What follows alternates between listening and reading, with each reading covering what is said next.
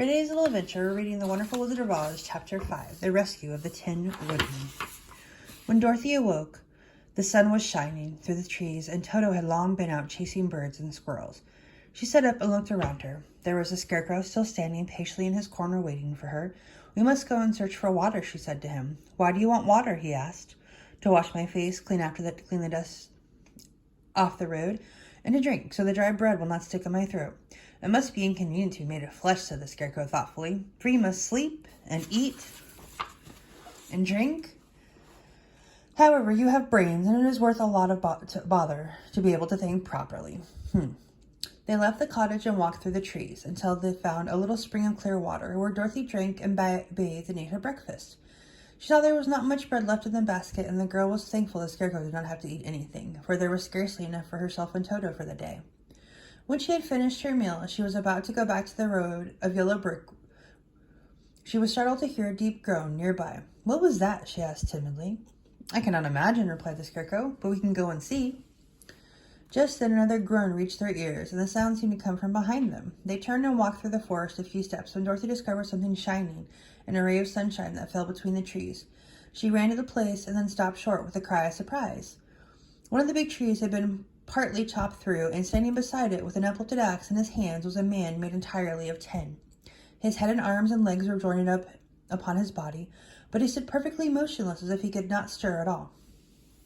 Dorothy looked at him in amazement, and so did the Scarecrow. While Toto barked sharply and made a snap at the tin legs, which hurt his teeth. "Did you groan?" asked Dorothy. "Yes," answered the Tin Man, "I did. I've been groaning for more than a year, and no one has ever heard me before or come to help me." "What can I do for you?" she inquired, softly, for she was moved by the sad voice which the man spoke. "Get an oil can and oil my joints," he answered. "They are rusted so badly that I cannot move them at all.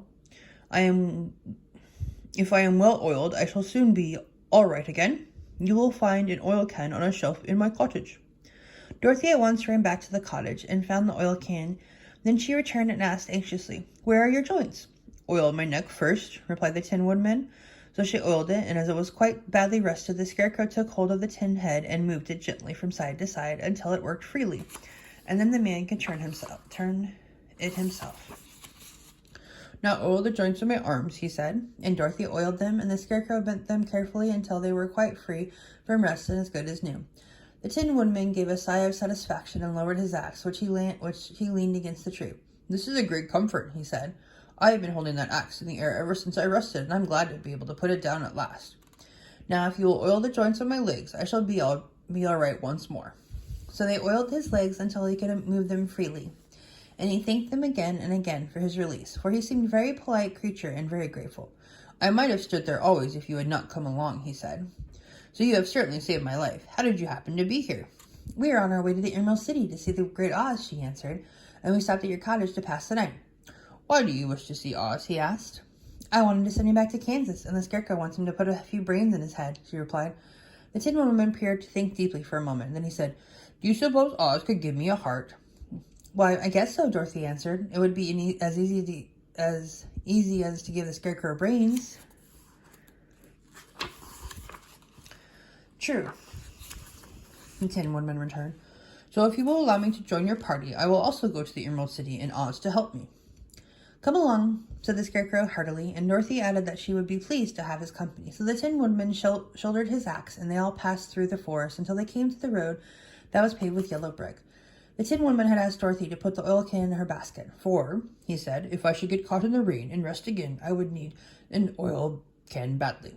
It was a bit of good luck to have their new comrade join the party, for soon after they had begun their journey again, they came to a place where the trees and branches grew so thick over the road that the travelers could not pass.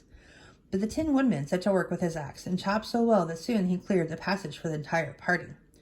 Dorothy was thinking so earnestly as they walked along that she did not notice when the Scarecrow stumbled into a hole and rolled over to the side of the road. Indeed, he was obliged to call to her to help him up again. "Why didn't you walk around the hole?" asked the Tin Woodman. "I don't know enough," replied the Scarecrow cheerfully. "My head is stuffed with straw, you know, and that is why I'm going to Oz to ask him for some brains."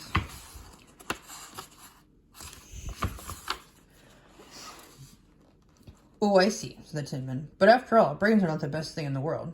Have you any?" inquired the Scarecrow. No, my head is quite empty, answered the woodsman. But once I had brains, and a heart also, so having tried them both, I should much rather have a heart. And why is that? Asked the Scarecrow. I will tell you my story, and you will know. So while they were walking through the forest, the Tin Woodman told the following story. I was born the son of a woodman, who chopped down trees in the forest and sold the wood for a living. When I grew up, I too became a wood chopper, and after my father died, I took care of my old mother as long as she lived. Then I made up my mind that instead of living alone, I would marry, so that I might not become lonely. There was one of the Munchkin girls who was so beautiful that I soon grew to love her with all my heart. She on her part promised to marry me as soon as I could earn enough money to build a better house for her.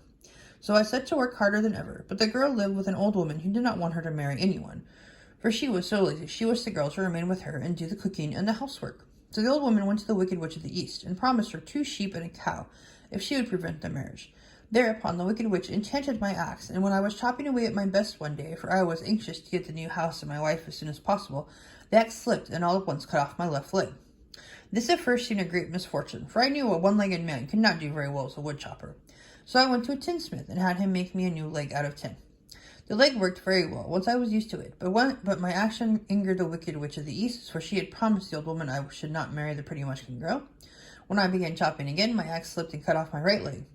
Again I went to the tinner, and again he made me a leg out of tin. After this, the enchanted axe cut off my arms, one after the other, but nothing daunted, I had them replaced with the tin ones. The Wicked Witch then made the axe slip and cut off my head, and at first I thought that was the end of me, but the tinner happened to come along, and he made a new head out of tin. I thought I had beaten the Wicked Witch then, and I worked harder than ever, but I little knew how cruel my enemy could be. She thought of a new way to kill my love for the beautiful Munchkin maiden, and made my axe slip again, so that it cut right through my body, splitting me into 2 halves. Once more the tinner came to my help, and made me a body of tin, fastening the 10 arms and legs and head to it, by means of joints, so that I could move around as well as ever, but at last I had no heart, so that I lost all my love for the Munchkin girl, and did not care whether I married her or not. I suppose she is still living with the old woman, waiting for me to come after her. My body shone so brightly in the sun that I felt very proud of it, and it did not matter how now if my axe slipped, for it could not cut me. There was only one danger, that my joints would rust, but I kept an oil can in my cottage, and took care to oil myself whenever I needed it. However, there came a day when I forgot to do this, and being caught in a rainstorm before I thought of the danger my joints had rusted, and I was left to stand in the woods until you came to help me. It was a terrible thing to undergo, but during the year I stood there, I had time to think that the greatest loss I had known was the loss of my heart. While I was in love, I was the happiest man on earth, but no one can love who has not a heart, and so I am resolved to ask God to give me one. If he does, I will go back to the Munchkin maiden and marry her. Both Dorothy and the Scarecrow had been greatly interested in the story of the Tin Woodman, and now that they knew he was so anxious to get a new heart. All the same, said the Scarecrow, I shall ask for brains instead of a heart, for a fool would not know what to do with the heart if he had one. I shall take the heart, returned the Tin Woodman, for brains do not make one happy, and happiness is the best thing in the world. Dorothy did not say anything, for she was puzzled to know which of her 2 friends was right, and she decided if she could only get back to Kansas, Aunt Em, it did not matter so much whether the Woodman had no brains and the Scarecrow had no heart, or each got what he wanted. What worried her most was that the bread was nearly gone, and another meal for herself and Toto would empty the basket. To be sure, neither the Woodman nor the Scarecrow ever ate anything, but she was not made of tin nor straw, and could not live unless she was fed.